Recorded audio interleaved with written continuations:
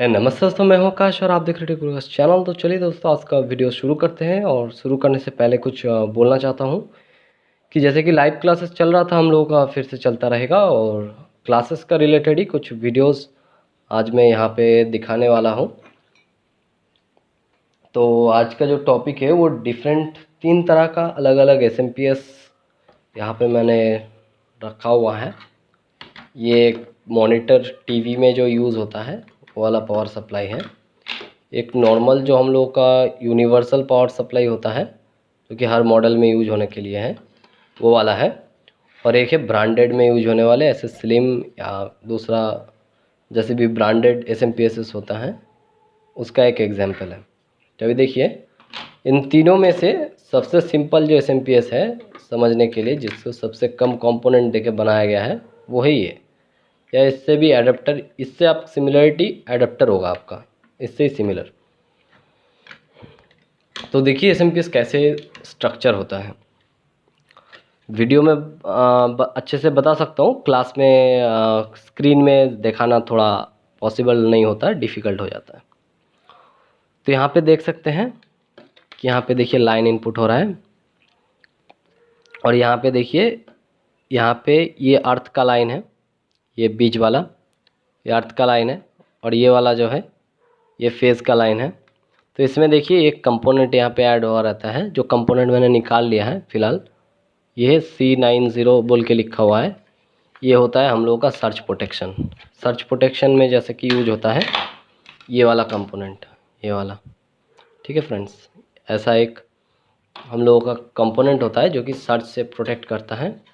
तो उसको अर्थ से फेज़ में कनेक्ट कर दिया जाता है, या फेज़ न्यूट्रल में कनेक्ट कर दिया जाता है। तो ऐसे हैं यहाँ पे phase two neutral, sorry phase two earth connect किया हुआ है। ये अर्थ वाला लाइन हो गया और ये वाला फेज़ का लाइन हो गया। अभी ये वाला लाइन देखिए, ये वाला जो है वो यहाँ पे एक देखिए दूसरा टाइप का फ्यूज़ है। एक्चुअली ये जो रेड वाला कंपोनेंट होता है ये फ्यूज़ होता है। देखिए अच्छे से, इसके ऊपर एम्पियर की रेटिंग दिया हुआ रहता है। देखिए 250 वोल्ट्स और 2.1 एम्पियर। ये एक्चुअली फ्यूज़ होता है, non replaceable fuse, sorry non repairable fuse. इसको रिप्लेस करना पड़ता है। तो इसको हम लोग जब कट जाता है तो रिप्लेस करना पड़ता है। तो इसको हम लोग कंटिन्यूटी चेक कर लेते हैं, जैसे कि ख़राब है या अच्छा है। और एक जो कंपोनेंट लगा है ये है हम लोगों का थर्मिस्टर। और जो थर्मिस्टर है वो 2 टाइप का होता है। एक होता है NTC और PTC। ये भी आप सपोज समझ लीजिए ये फ्यूज़ जैसा ही काम करता है। ये हो ना हो, या इसके जगह हम लोग वायर जोड़ सकते हैं। अगर ये वाला कंपोनेंट ख़राब हो गया है, आपस में कंटिन्यूटी नहीं दे रहा है, जैसे कि फ्यूज़ दे रहा था, ऐसे ही इसका कंटिन्यूटी देना चाहिए। और 2-3 ओम्स ऐसे दिखाना चाहिए, 2 3 4 5 7 10 ओम्स तक दिखा सकता है। तो ऐसे ओम्स दिखाना चाहिए, 2-3 ओम्स। तो अगर ये शॉर्ट हो गया है या आपका ये ओम्स नहीं दिखा रहा, शॉर्ट हो गया, तो भी कोई दिक्कत नहीं है, मगर ये कंटिन्यूटी देना चाहिए। अगर कंटिन्यूटी नहीं दे रहा है तो ये थर्मिस्टर भी ब्रेक है। और अगर ये फ्यूज़ कंटिन्यूटी नहीं दे रहा तो इसका मतलब ये फ्यूज़ भी ब्रेक है। तो ये दोनों हम लोगों को प्राइमरी में चेक करना पड़ता है। और ये चेक करने के बाद हम लोगों का जो फॉल्ट चेक करना पड़ता है, यहाँ पे एक कॉइल बना होता है। जैसे कि यहाँ पे न्यूट्रल और यहाँ पे फेज़ आ गया है, एक फ्यूज़ होके एक थर्मिस्टर होके। अब यहाँ पे बना हुआ है हम लोगों का कॉइल। अब ये जो कॉइल है इसका 2 सिरा पे, यहाँ पे हम लोगों का न्यूट्रल फेज़ यहाँ से लेके इस थर्मिस्टर होके यहाँ पे कैपेसिटर लगा होता है, ये कैपेसिटर होके यहाँ पे आ गया है। अभी यहाँ पे क्या होता है, एक कंपोनेंट होता है कॉइल टाइप का। तो उसके बीच में, ये 2 लेग के बीच में हम लोगों को कंटिन्यूटी चेक करना है, और ये 2 लेग के बीच में कंटिन्यूटी चेक करना है। क्योंकि कभी कभी क्या होता है, ये कॉइल बारीक तार से बना होता है, तो ये वाला कॉइल इधर से ब्रेक हो जाता है। कोई न्यूट्रल या फेस का कनेक्शन ब्रेक हो जाता तो आगे सप्लाई नहीं पहुंचता। तो ये हम लोगों का कंटिन्यूटी में चेक करना पड़ता है, ये पॉइंट टू ये पॉइंट, ये पॉइंट टू ये पॉइंट कंटिन्यूटी दे रहा है कि नहीं। ठीक है फ्रेंड्स, अभी देखिए कंटिन्यूटी ये चेक करने के बाद डायरेक्टली हम लोगों का यहाँ पे आ जाता है रेक्टिफायर। जैसे कि यहाँ पे देख सकते हैं इस SMPS में क्या है, 4 डायोड मिल के रेक्टिफायर बना हुआ है। और यहाँ पे क्या है, यहाँ पे एक सिंगल पैकेज में 4 डायोड को ऐड करके ऐसे वाला बनाया गया है। ठीक है फ्रेंड्स, ये वाला ज़्यादा ड्यूरेबल होता है, ये वाला जो रेक्टिफायर है। सो अभी देखिए ये जो यहाँ से ब्रेक किया हुआ है, यहाँ से कॉइल थ्रू पास करता है इलेक्ट्रिसिटी, और पास करके इसका बीच में जो दो लेग है उसमें एसी करंट होता है। इसका सेंटर वाला दो लेग में ये एसी करंट यहाँ पे इनपुट हो रहा है, और यहाँ पे इनपुट होने के बाद यहाँ पे जो दो टर्मिनल है यहाँ से डीसी वोल्टेज आउटपुट होगा। अभी यहाँ से डीसी वोल्टेज आउटपुट होने के बाद यहाँ पे देखिए फ़िल्टर कैपेसिटर लगा हुआ है। यहाँ पे जो दो लेग है एक्चुअली यहाँ पे उल्टा साइड में यहाँ पे कैपेसिटर लगाया गया, देखिए देख सकते हैं। तो ये जैसे कि मैं बोला था कि जो वेवलेंथ जो बनता है वो लोड पड़ने पे जो उसका वेवलेंथ होता है वो फिर से डिस्ट्रक्शन होता है, उसमें ऐसे ऐसे करके वेव बनने लगता है। तो उस वेव को ख़त्म करने के लिए और डीसी को स्टेबल प्यूरिफाइड डीसी बनाने के लिए एक कैपेसिटर होता है। तो ये कैपेसिटर से आउटपुट होके फिर सर्किट आगे को चला जाता है। देखिए आगे जाने के बाद यहाँ पे देखिए एक ट्रांजिस्टर लगता है जो कि मैंने निकाल लिया, क्योंकि ये वाला नहीं मिलता है मार्केट में और ये वाला मिलता नहीं है, और ये ख़राब होने पे हम लोगों का जो सप्लाई है वही चेंज करना पड़ जाता है। तो एक एक्स्ट्रा सप्लाई था, इसको मैंने रिपेयर करने के लिए इससे खोल के दूसरा सप्लाई में लगा दिया था। तो यहाँ पे एक कंपोनेंट होता है जो कि यहाँ पे स्क्रू माउंटेड होता है और ये हम लोगों का ख़राब हो जाता है। तो इसमें देखिए 3 और 3 6 लेग है, 6 लेग है। अभी देखिए यहाँ पे जो करंट है ये डायरेक्टली यहाँ से यहाँ आ जाता है, ठीक है फ्रेंड्स, यहाँ से यहाँ आ जाता है। अभी इस वीडियो में मैं कुछ रिपेयरिंग टिप्स भी दूंगा कि पावर सप्लाई में, जैसे कि आप अगर पावर सप्लाई खोलते हैं तो इतना सारा कंपोनेंट्स को टेस्ट नहीं करना पड़ेगा। कुछ स्पेसिफिक कंपोनेंट को टेस्ट करके आप 90% सप्लाई रिपेयर कर लेंगे। 3-4 कंपोनेंट ऐसा बताऊंगा जो मैक्सिमम टाइम्स ऑफ ख़राब होता है, ठीक है फ्रेंड्स। तो ये यहाँ पे ये ट्रांजिस्टर या जो भी STR वगैरह लगा होता है उसमें आ जाता है, फिर यहाँ से स्विचिंग होके यहाँ पे कॉइल में चला जाता है, यहाँ से स्विचिंग होता है यहाँ पे कॉइल में चला जाता है, ठीक है, जो हम लोगों का ट्रांसफार्मर है। अभी देखिए ट्रांसफार्मर का जो आउटपुट है, हर आउटपुट के लिए एक एक डायोड दिया गया है। यहाँ पे देख सकते हैं, यहाँ पे 2 डायोड बना हुआ है और यहाँ पे 3 डायोड बना हुआ है। अब डायोड का मार्किंग आप समझते ही हैं, पहले क्लास में भी डिस्कस कर चुके हैं डायोड के बारे में। तो यहाँ पे डायोड लगा होता है और इसके बाद ये डीसी हो जाता है, और डीसी को फ़िल्टर करने के लिए, क्योंकि ये जो डीसी बनता है ये हाई फ्रीक्वेंसी डीसी बनता है, तो यहाँ पे देखिए कैपेसिटर लगाया गया है। यहाँ पे कैपेसिटर लगाया गया है, यहाँ से जो रेक्टिफायर से जो सप्लाई निकल रहा है वो इस कैपेसिटर से थ्रू आपका स्टेबल हो जाएगा, जो स्टेबलाइज्ड डीसी है वो हो जाएगा। यहाँ पे और एक इंडक्टर दिया गया है। इंडक्टर जैसे कि मैं बोला था, कैपेसिटर और इंडक्टर दोनों ही अलग अलग टेक्नोलॉजी को यूज करके यहाँ पे जो डीसी है उसको फ़िल्टर करता है, उसको प्यूरीफाई करता है, ठीक है फ्रेंड्स।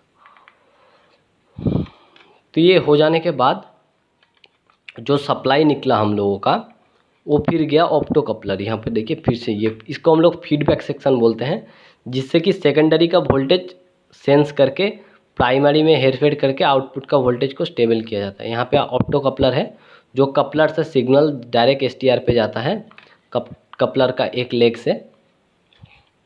यहाँ पे देख सकते हैं ये जो कपलर है इसका जो प्राइमरी साइड लेग है ये डायरेक्ट STR का ये बीच वाला सेंटर वाला जो पिन है इसमें जा रहा है। थोड़ा कोई शार्प ऑब्जेक्ट से दिखाने का कोशिश करूँगा। यहाँ पे देखिए ये जो ट्रैक जा रहा है ये सीधा यहाँ से आके इस जो STR है इसको स्विच करा रहा है यहाँ से आके। तो अगर ये ऑप्टो कपलर ख़राब हो जाएगा, जो कि ख़राब नहीं होता है, तो भी हम लोगों का सप्लाई बंद हो जाएगा, क्योंकि यहाँ से फीडबैक नहीं आएगा स्विचिंग के लिए। और ये जो यहाँ पे ट्रांजिस्टर या STR जो भी होगा या मॉसफेट वगैरह होगा वो उसको ड्राइव नहीं मिलेगा, क्योंकि इसको चलने के लिए दूसरा कोई कंपोनेंट के ऊपर निर्भर करना पड़ता है।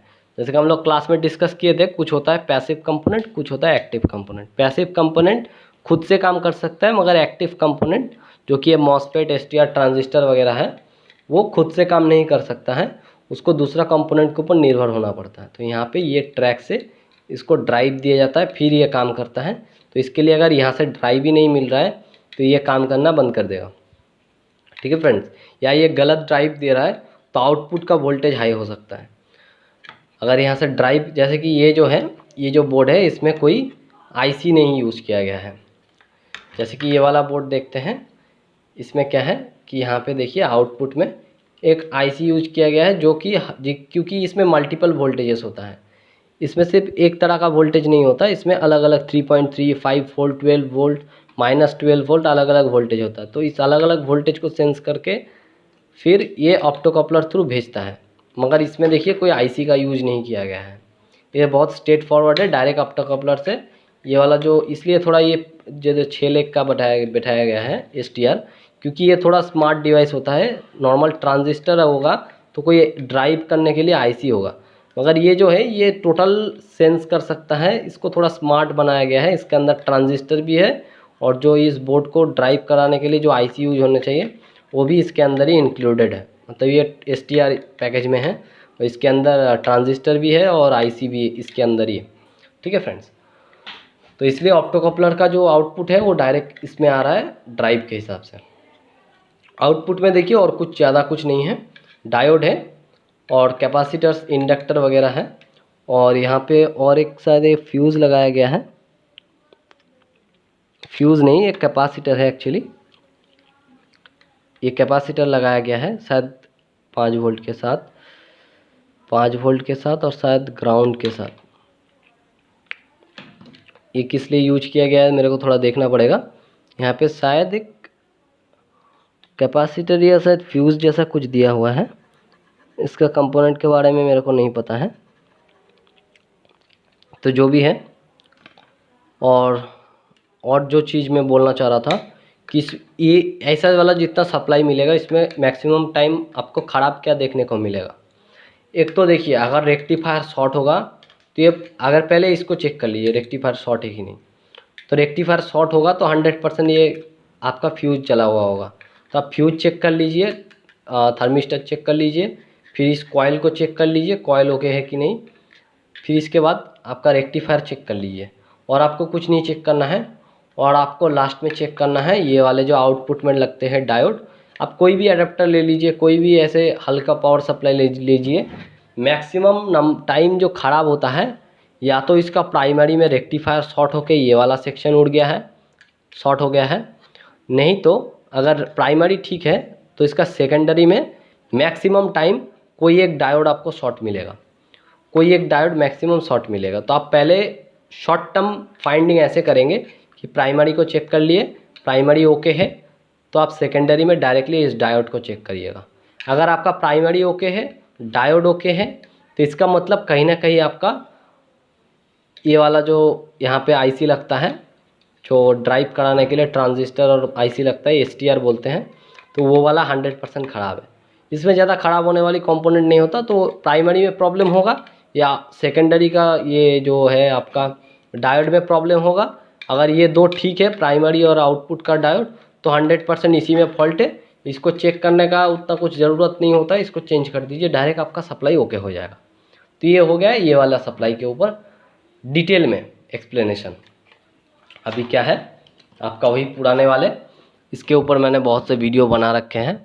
अभी इसमें एक प्रॉब्लम जिसके ऊपर मैंने अभी तक वीडियो नहीं बनाया वो है आउटपुट वोल्टेज हाई होने का प्रॉब्लम। इसमें एक मेजर फॉल्ट बनता है कि आउटपुट का वोल्टेज, बहुत लोग कमेंट किया ऐसा फॉल्ट मेरे को देखने को ना के बराबर मिला है, मगर फिर भी ऐसा हो जाता है किसी किसी के साथ, लाखों में एक हो जाता है। तो उसके ऊपर बताना चाहूँगा कि क्यों इसका कुछ आउटपुट वोल्टेजेस हाई हो जाता है। जैसे कि ईओलो वायर में रहता है 12 वोल्ट, इसमें रहता है रेड वायर में 5 वोल्ट, और इसका पर्पल में रहता है 3.3। ये जो पर्पल वायर होता है इसमें 3.3। ठीक है फ्रेंड्स, ये हम लोगों का स्विचिंग के लिए हो गया। इससे जो हम लोग ड्राइव देते हैं इसको चालू करने के लिए, इस ग्रीन वायर को ग्राउंड से डाउन करते हैं, फिर सप्लाई चालू होता है। तो चालू करने के बाद ये तीनों जो सप्लाई है 3.3, 12 वोल्ट और 5 वोल्ट, ये 3 मेन सप्लाई हो गया। ये 3 सप्लाई में से कोई एक सप्लाई अगर हाई आ रहा है तो हम लोगों का हो सकता है कुछ प्रॉब्लम आ जाए। तो यहाँ पे हाई या लो किस लिए होता है वो मैं थोड़ा डिस्कस करना चाहूँगा। तो अगर ऐसा प्रॉब्लम आपके साथ हो रहा है कि ऐसा वाले चाइनीज़ या ब्रांडेड सप्लाई में आपका आउटपुट वोल्टेज हाई हो रहा है या आउटपुट वोल्टेज लो हो रहा है, तो आप पहले देखिए ये जो आईसी है, ठीक है फ्रेंड्स, ये आईसी का पहले मैं शॉर्टकट बताऊंगा कि पहले ये काम आप करके देखिए, होगा तो होगा, नहीं होगा तो आप एक काम कर सकते हैं कि नहीं होगा तो फिर इसका डिटेल में आप थोड़ा जानकारी देंगे, जिससे को डिटेल में जो टाइम कंज्यूमिंग प्रोसेस है उसमें आप जा सकते हैं। तो उसमें पहले आपको देखना है कि ये जो आईसी है इसका पिन ड्राई सोल्ड तो नहीं, इसका पिन में आप थोड़ा थोड़ा करके ये सोल्डरिंग को हटा के फिर से सोल्डर कर दीजिए। क्योंकि कभी कभी क्या होता है, ये जो चाइनीज़ सप्लाईज होती है इसमें जो सोल्डर का क्वालिटी यूज किया जाता है ये बहुत ख़राब क्वालिटी का, और साल 2 साल 3 साल बाद ये सोल्डर जो है ड्राई हो जाता है, तो जिसके कारण से ये प्रॉब्लम आता है। तो आप पहले ही ये काम कर लीजिए कि इसको ड्राई सोल्ड हटा के न्यू से सोल्डर कर दीजिए, फिर चेक करिए। अगर आपका प्रॉब्लम स्टिल बना रहता है तो आप एक काम कर सकते हैं, यहाँ पे देखिए इसकी आईसी का पिन में ऐसे देखिए रजिस्टर देके इसका वोल्टेज इसका फीडबैक दिया हुआ है, ये हर एक वोल्टेज का फीडबैक इस आईसी को ऐसे रजिस्टर थ्रू दिया गया है। तो आप दूसरा काम कर सकते हैं, ये जो रजिस्टर होता है, जो रेसिस्टर होते हैं उसके जो पिन देखिए, इसका रजिस्टर का पिन ड्राई सोल्ड हुआ है। थोड़ा सा दिखाना चाहूँगा, कैमरा में समझ में नहीं आएगा, फिजिकली देखने पे एक्सपीरियंस पे पता लग जाएगा ड्राई सोल्ड है। तो ये जो सोल्डर है ड्राई हो चुका है, तो इसको हम लोग फिर से सोल्डर कर देंगे, ठीक है फ्रेंड्स। तो सोल्डर करने के बाद देखेंगे प्रॉब्लम स्टिल बना रहता है कि नहीं। तो फिर हम लोग 2 काम कर लिए कि इसका आईसी का ड्राई सोल्ड हटा लिए, इसके रजिस्टर के ड्राई सोल्ड हटा लिए, फिर भी वोल्टेज ठीक नहीं हो रहा। तो हम लोगों को कुछ कंपोनेंट को डिटेल में चेक करने का जो थोड़ा टाइम कंज्यूमिंग होगा, मगर चेक करने का आवश्यकता है अगर हम लोग इसको रिपेयर करना चाह रहे हैं। तो इसमें क्या करना पड़ेगा, हम लोगों का यहाँ पे जो रजिस्टर लगा हुआ है, जो रजिस्टर देख सकते हैं आप, ये रजिस्टर को क्या करना पड़ेगा, इसका वैल्यू चेक करना पड़ेगा। ये जो यहाँ पे इसके आसपास जितना लगे हैं रजिस्टर, इसका जो कलर कोड है उससे डिकोड करके इसका वैल्यू, अगर ये 10K का है तो इसका 10K के आसपास ही वैल्यू होना चाहिए। अगर 10K का ऊपर या नीचे आएगा तो हमको उसको चेंज कर देना है। तो ऐसे करके जितने यहाँ पे रजिस्टर बने हैं, रजिस्टर का वैल्यू चेक करके हम लोग उसको चेंज कर देंगे। और एक चीज़, यहाँ पे एक जीनर डायोड लगा हुआ है, ये जो जीनर डायोड है इसके सेकेंडरी में कुछ जगह लगा होता है, जैसे कि यहाँ पे एक जीनर डायोड है और इसके यहाँ पे देखिए कुछ जीनर डायोड है आउटपुट में। ये जीनर डायोड को चेक करके हम लोगों को चेंज कर देना है, अगर वीक दिखे या ख़राब दिखे तो इसको चेंज कर देना है। और यहाँ पे प्राइमरी में कुछ रजिस्टर को हम लोगों को चेक करने होते हैं जो कि क्वार्टर वाट से ज़्यादा होते हैं, उनको चेक करना है। मतलब क्वार्टर वाट कौन सा हो गया, क्वार्टर वाट हो गया ये वाले क्वार्टर वाट के रेजिस्टेंस है। थोड़ा सा इससे ज़्यादा वाट के जो रेजिस्टेंस लगे होते हैं उनकी वैल्यू को चेक करना होता है। जैसे कि यहाँ पे देखिए ये क्वार्टर से ऊपर है, थोड़ा बड़ा नज़र आएगा, इसका वैल्यू चेक करना है। और ऐसे जितना क्वार्टर वाट के रजिस्टर लगे होंगे यहाँ पे लगे हुए हैं, इनका वैल्यू चेक करना है। मैक्सिमम इनका वैल्यू में प्रॉब्लम होगा, इनका वैल्यू शिफ्ट हो जाता है कभी कभी, और वैल्यू अगर प्राइमरी में वैल्यू शिफ्ट होता है कुछ रजिस्टर का तो भी सप्लाई डेड हो सकता है या चालू होकर बंद हो सकता है। तो ये जो प्रॉब्लम मैंने बताया, ये जो चेक करना है आपको, ये उन SMPS के ऊपर जो चालू होकर बंद हो जाता है या तो उसका आउटपुट वोल्टेज हाई या लो आता है। देखिए इसमें भी प्रोटेक्शन होता है, चालू होकर बंद क्यों हो जाता है SMPS, इसमें भी प्रोटेक्शन बना हुआ होता है। ये जो आईसी है ये भी प्रोटेक्शन दिया हुआ रहता है, क्योंकि आउटपुट वोल्टेज ज़्यादा रहेगा तो आगे का सर्किट को खतरा हो सकता है। तो अगर ये आउटपुट का वोल्टेज को कंट्रोल नहीं कर पाता है तो विदिन कुछ सेकंड्स के अंदर ये क्या करता है, SMPS को ट्रिप करवा देता है, अगर आउटपुट वोल्टेज किसी कारण से ज़्यादा टाइम तक हाई रहेगा तो। ठीक है फ्रेंड्स, तो आउटपुट वोल्टेज इसलिए क्या होता है, आउटपुट वोल्टेज ठीक ना हो तो कभी कभी ये आउटपुट होता रहता है, कभी कभी क्या होता है कि ये हम लोगों का ट्रिप कर देता है, मतलब चालू होकर SMPS बंद हो जाता है। तो उसके कारण से ये चीज़ आपको चेक करना है। और ये चीज़ चेक करने के बाद भी अगर ठीक नहीं होता आपका, तो आपको एक काम करना है कि ये जो ऑप्टोकपलर लगा हुआ है, ये जो ऑप्टोकपलर है इसको चेंज करके देखना है, या ये इसका टेस्ट करने का एक टेस्टर बनाया जा सकता है, इसको चेक करके देखना पड़ता है। ये बहुत रेयरली प्रॉब्लम होता है जो कि ख़राब होता है। जैसे कि देखिए यहाँ पे मैंने एक डायोड का कॉन्सेप्ट समझाया था, उसमें यहाँ पे देखिए और एक चीज़ समझाता हूँ आपको। यहाँ पे हर एक SMPS में आपको ऐसा बड़ा वाला डायोड मिलेगा, ये देख सकते हैं, ये बड़ा वाला डायोड है। जानते हैं ये वाला डायोड कौन सा सप्लाई का है? इसका जो स्टैंड बाई में जो वोल्टेज बनता है, स्टैंड बाई 5 वोल्ट, मतलब SMPS चालू हो या बंद हो, जो हम लोगों को 5 वोल्ट मिलता है और जो सप्लाई को ऑन करने के लिए ज़रूरत होता है, उसका डायोड है ये वाला बड़ा वाला जो डायोड हम लोगों को हर सप्लाई में देखने को मिलेगा। ये वाला डायोड हम लोगों का स्टैंड बाई 5 वोल्ट का है। अगर हम लोगों का प्राइमरी ओके है और स्टैंड बाई का 5 वोल्ट नहीं बन रहा है, ये जो ग्रीन वायर में है, ये हम लोगों का स्विचिंग का मिलता है, ये स्विचिंग का, और जो जिस वायर में हम लोगों का स्टैंड बाई जो कि पर्पल है, ये जो दो वायर है उसमें से पहले तो हम लोगों को पर्पल में चेक करना पड़ेगा 5 वोल्ट, अगर मिल रहा है तो हम लोगों का इसमें चेक करना पड़ेगा ग्रीन में 5 वोल्ट, क्योंकि ये जो सप्लाई है देखिए यहाँ पे लिखा गया है, ये VSB है, मतलब वोल्टेज स्टैंड बाई आपको दिखने को मिलेगा। मैं कैमरा नहीं देख पा रहा हूँ विजिबल हो पा रहा है कि नहीं, थोड़ा सा डिफोकस हो रहा है। देखिए यहाँ पे VSB लिखा हुआ है, तो VSB का मतलब क्या हो गया? VSB का मतलब ये है कि वोल्टेज स्टैंड बाई, मतलब ये स्टैंड बाई में 5 वोल्ट मिलेगा आपको ये पर्पल वायर में।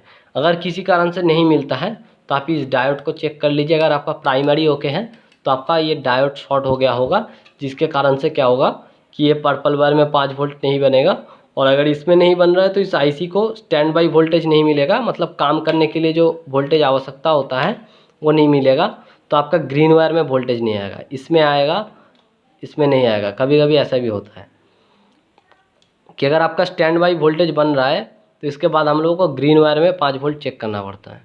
ग्रीन वायर में अगर 5 वोल्ट नहीं मिल रहा है हम लोगों को, तो इसका मतलब है कि हम लोगों का IC ख़राब है। अगर इसमें मिल रहा है, इसमें नहीं मिल रहा है, ग्रीन में नहीं मिल रहा है, पर्पल में मिल रहा है, तो आप इसका मतलब है IC ख़राब है।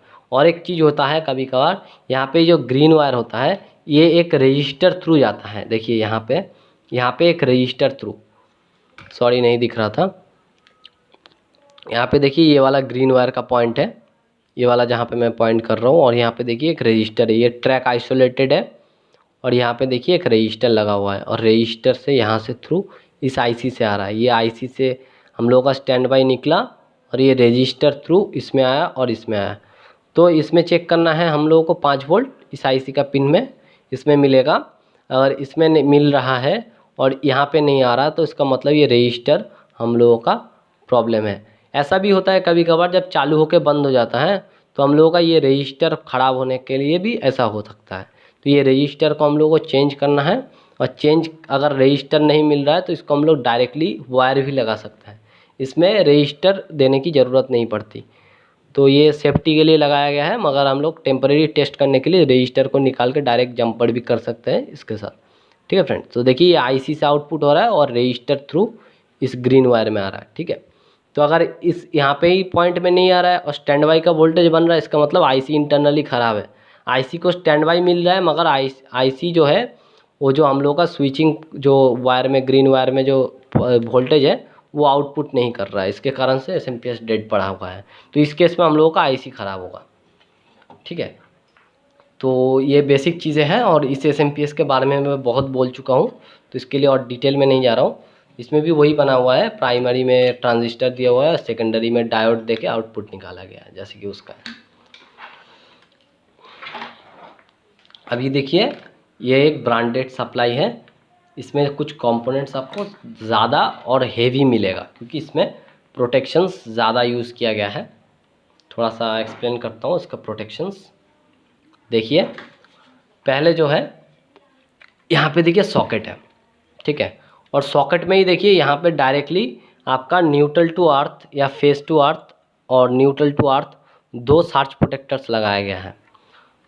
ठीक है फ्रेंड्स, तो यहाँ पे डायरेक्टली लगाया गया है डायरेक्टली। अब यहाँ पे एक बात आता है कि इस जो बोर्ड है इसमें देखिए यहाँ पे छोटे छोटे टाइम थोड़ा ज़्यादा लगेगा, छोटा छोटा चीज़ समझा रहा हूँ तो इसलिए टाइम थोड़ा ज़्यादा लगेगा, मगर ये सब चीज़ आप लोगों को जानना चाहिए। अगर ये नहीं जानते तो आपको रिपेयर आप कर ही नहीं सकते ये जाने बगैर। ठीक है, तो यहाँ पे देखिए सर्च प्रोटेक्शन बोर्ड में दिया गया है, यहाँ पे सर्च प्रोटेक्शन मदरबोर्ड में दिया गया है, मगर यहाँ पे सर्च प्रोटेक्शन डायरेक्ट सॉकेट में दिया गया है। तो इसका क्या रीज़न है, इसका सॉकेट में सर्च प्रोटेक्टर लगा है और इसका बोर्ड में लगा है। अभी देखिए इसका मदरबोर्ड में सर्च प्रोटेक्टर लगाया गया है यहाँ पे और आउटपुट पे। अभी क्या होगा, अगर हाई वोल्टेज आया और ये सर्च प्रोटेक्टर एक्टिवेट हुआ तो इसका इंटरनल फ्यूज खराब हो जाएगा, और इंटरनल फ्यूज कस्टमर चेंज नहीं कर सकता है, तो इसको रिपेयर में भेजना पड़ेगा इसका इंटरनल फ्यूज चेंज करने के लिए। मगर यहाँ पे क्या होगा कि यहाँ पे देखिए फ्यूज ही नहीं है, डायरेक्टली सॉकेट पे सर्च प्रोटेक्टर है। मतलब क्या होगा, अगर हाई वोल्टेज आया तो आपका घर का एमसीबी या फ्यूज उड़ेगा, घर का, जो कि कस्टमर को अंदर से चेंज नहीं करना पड़ेगा, अंदर का फ्यूज़ ब्लो आउट नहीं होगा, आपका घर का फ्यूज़ ब्लो आउट हो जाएगा। तो आप घर का तो आप फ्यूज़ चेंज कर ही सकते हैं, इसका नहीं कर सकते। तो क्या हुआ, क्योंकि इसका फ्यूज़ हाई वोल्टेज के लिए नहीं जाएगा, क्योंकि डायरेक्टली यहाँ पे सॉकेट से ही शॉर्ट हो जाएगा वोल्टेज, और यहाँ पे अंदर में वोल्टेज जाएगा ही नहीं, तो अंदर का फ्यूज नहीं उड़ेगा। मगर यहाँ पे जब वोल्टेज इनपुट हो रहा है उसके बाद सर्च प्रोटेक्टर लगाया गया है, तो इस केस में इसका फ्यूज ब्लो आउट हो जाएगा। मगर इस केस में क्या होगा, आपका घर का फ्यूज ब्लो आउट होगा। ठीक है फ्रेंड्स, तो इसलिए ब्रांडेड सप्लाई ज़्यादा दिन तक चलते हैं। मैं पहले भी बोला था ब्रांडेड सप्लाई ज़्यादा दिन तक चलते हैं। जो सस्ता होता है वो सस्ता होता है, जो महंगा होता है वो महंगा होता है। तो यहाँ पे सर्च प्रोटेक्टर लगाया गया है, इसलिए इसको सॉकेट में लगाया गया है कि आपका घर का फ्यूज उड़े। अभी यहाँ पे एक कैपेसिटर देखने को मिलेगा। ये कैपेसिटर क्या होता है, इंडक्टिव लोड जहाँ पे चल रहा है वहाँ पे पावर फैक्टर बोल के एक चीज़ होता है, जो कि आप लोगों का इलेक्ट्रिसिटी कंजप्शन को बढ़ा सकता है। मतलब अगर इसको 2 एम्पियर ये कंजप्शन कर रहा है, अगर पावर फैक्टर आपका बैड हो गया है तो क्या होगा कि ये एक्स्ट्रा एम्पियर्स कंज्यूम करने लगेगा। तो उसको रोकने के लिए, पावर फैक्टर को इम्प्रूव करने के लिए यहाँ पे एक कैपेसिटर न्यूट्रल टू फेज जोड़ा गया है, जो कि कैपेसिटिव लोड दिया गया है, इससे पावर फैक्टर इम्प्रूव होता है। यहाँ पे भी वही सेम कंसेप्ट है। यहाँ पे इनपुट हुआ, फिर देखिए यहाँ पे कॉयल है, थर्मिस्टर है। देखिए ये थर्मिस्टर है, यहाँ पे फ्यूज़ लगा हुआ है और सेम सर्किट सेम है। यहाँ पे फ्यूज़ लगा हुआ है, फिर अंदर जा रहा है। यहाँ पे और एक पावर फैक्टर इम्प्रूव करने के लिए कैपेसिटर है। फिर यहाँ पे कॉयल है, जैसे कि पहला वाला सप्लाई दिखा था, यहाँ पे कॉयल रहता है, इसमें देखिए कॉयल यूज किया गया है। ये ट्रांसफार्मर नहीं है फ्रेंड्स, ये कॉयल है, जो कि ऐसे यहाँ से 2 पॉइंट को कनेक्ट करता है। यह क्या करता है, ये भी जो हम लोग का एसी करंट में स्पाइक वगैरह होता है, वो एक्स्ट्रा एनर्जी को इलेक्ट्रोमैग्नेटिक फील्ड में ट्रांसमिट करके उस एनर्जी को न्यूट्रलाइज करता है। फिर इसका आगे देखिए यहाँ पे लगा है इसका रेक्टिफायर, शायद ये वाला होगा, देखते रुके, नहीं, देखिए यहाँ पे इसका रेक्टिफायर हीट सिंक के अंदर माउंट किया गया है। ये जो रेक्टिफायर है ये हीट सिंक के ऊपर माउंट किया गया है। और देखिए ये जो आपका रेक्टिफायर है वो कितना हेवी दिया गया है, हेवी रेक्टिफायर है, जिससे कि इसका ड्यूरेबिलिटी और भी बढ़ जाता है। इसका रेक्टिफायर हेवी है और हीट सिंक पे माउंट है।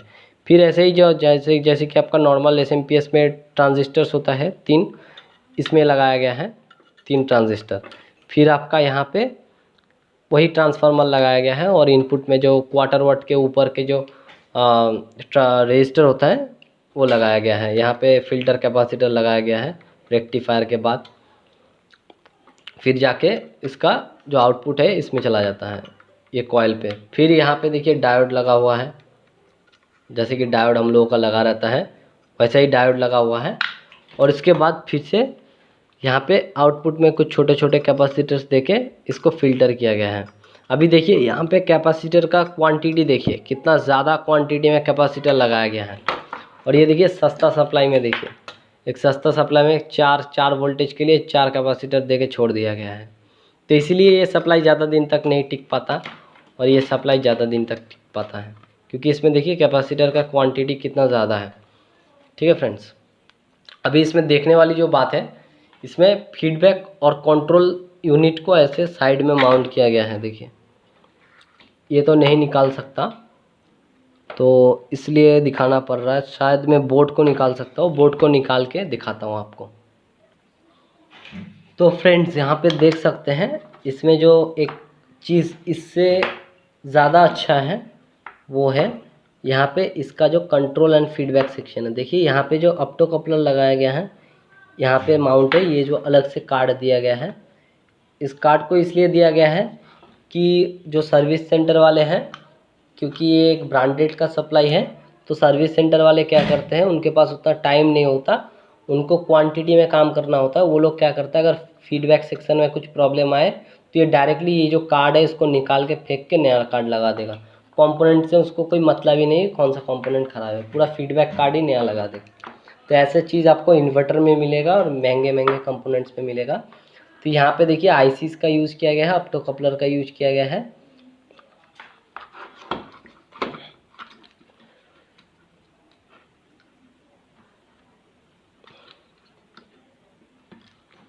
और सेकंड चीज़ जो है, यहाँ पे देखिए कुछ प्रीसेट रजिस्टर है, आप देख सकते हैं यहाँ पे कुछ प्रीसेट रजिस्टर है। एक्चुअली इसको वोल्टेज एडजस्टमेंट के लिए आप यूज कर सकते हैं, इसको दिया गया रहता है वोल्टेज को एडजस्ट करने के लिए। ठीक है फ्रेंड्स, अगर इसका सप्लाई में आउटपुट वोल्टेज हाई या लो हो जाता है तो आप इस रजिस्टर से इसको ज़्यादा या कम कर सकते हैं। ये एक फैसिलिटी होता है इसके अंदर। और ये क्या है कि वाइब्रेशन के कारण ये प्रीसेट अपने जगह से हिले ना, इसलिए यहाँ पे एक ग्लू टाइप का दिया गया रहता है, तो आप इससे इसका वोल्टेज को एडजस्ट कर सकते हैं। तो वही वाला हम बोल रहे थे कि इसका अगर जो आपका फीडबैक अगर ज़्यादा या कम हो रहा है, क्योंकि इसका रजिस्टर का वैल्यू अगर शिफ्ट हो गया है, अगर 10 के की जगह ये 11 के शो कर रहा है, तो इसमें क्या होगा, इसका 1000 ओम्स ज़्यादा आ रहा है, तो इसके कारण से इसका आउटपुट वोल्टेज हाई या लो हो सकता है। तो इसमें क्या है, वेरिएबल दिया गया है, तो आप इसको कम या ज़्यादा कर सकते हैं। तो ये इसमें एक फैसिलिटी है कि जहाँ पे फिक्स रजिस्टर यूज़ किया गया है, यहाँ पे इसका आउटपुट में जो फीडबैक है उसके लिए यहाँ पे वेरिएबल रजिस्टर यूज़ किया गया है, जिसके कारण से इसका आउटपुट वोल्टेज को आप इससे ज़्यादा कम कर सकते हैं। तो बहुत लोगों का क्वेरी भी होता है कि क्या हम लोग एक इस पावर सप्लाई का आउटपुट को क्या बढ़ा सकते हैं। तो वो वही बढ़ा सकते हैं, आउटपुट को हम लोग तकरीबन 24 वोल्ट भी बना सकते हैं, 24 वोल्ट। तो वो हम लोग कैसे बढ़ाते हैं उसका भी एक वीडियो होगा। और आप बोलिए ये वीडियो कैसा लगा, और उसको लाइक करिएगा, चैनल में नए हैं तो सब्सक्राइब करिएगा। और एक चीज़ मैं बता देना चाहता हूँ, बहुत से चैनल जो है वो SMPS आपको रिपेयर करके दिखाता है, मैं भी दिखाऊंगा ज़रूर से, मगर वो लोग क्या करता है कि वो लोग एक फॉल्ट को फाइंड करेगा और आपके सामने रिपेयर कर देगा, मगर ज़रूरी नहीं है कि वही वाला फॉल्ट आपका SMPS में आए, हो सकता है दूसरा कोई फॉल्ट आ जाए। तो इसके लिए मेरा चैनल में आपको SMPS रिपेयर करके दिखाना वो तो बाद में होगा, पहले आपको SMPS को समझाना ज़रूरी है। तो इसलिए मैंने आज डिफरेंट 3 तरह का SMPS, जिन लोगों को बहुत सारे कमेंट करते हैं कि प्रॉब्लम होता है SMPS को समझने में, इसलिए मैं थोड़ा इजी वे में इसको समझाने के लिए आपको 3 टाइप का सप्लाई आज दिखाया। तो इसके ऊपर आपका कोई अगर ओपिनियन होगा कि इसके बारे में और डिटेल में वीडियो बनाओ तो मैं बना दूंगा, नहीं तो जैसे क्लास चल रहा है उसे कंटिन्यू चलने लगेगा। ठीक है फ्रेंड, तो आज के लिए इतना ही, फिर मिलते हैं दूसरा वीडियो में। अभी कहीं मत जाइए, अगर SMPS रिपेयरिंग या कुछ रिपेयरिंग सीखना है आपको तो आप इस चैनल को सब्सक्राइब कर सकते हैं। तो धन्यवाद, चलिए आज के लिए बाय, आज के लिए वीडियो यहीं तक।